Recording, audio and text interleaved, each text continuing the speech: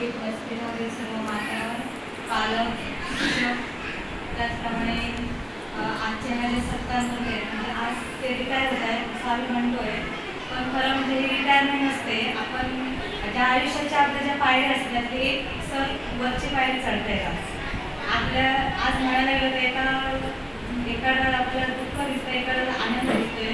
दुःख म्हणजे आपण नोकरी म्हणजे अशी असते की आम्ही पण आता नोकरी करतो, नोकरीसाठी आम्ही सगळं करतो, सकाळी उठल्यापासून रात्री झोपेपर्यंत सगळं त्या नोकरीसाठी.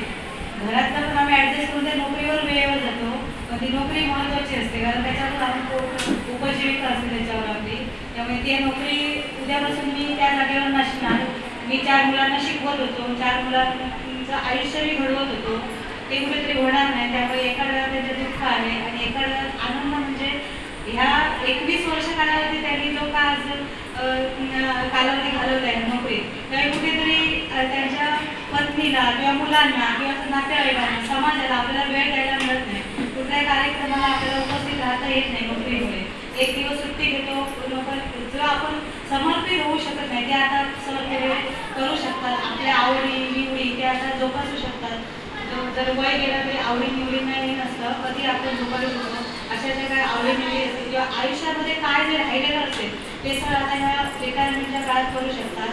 आणि ह्याच्या पुढील आयुष्याचे मी ईश्वराने प्रार्थना करते की खूप चांगलं जावं, यश त्यांना भरपूर आणि यश मिळावं, आरोग्य मिळावं आणि तुम्हाला खूप खूप शुभेच्छा. आणि एवढं बोलून मी मला थोडं जय जय महाराज.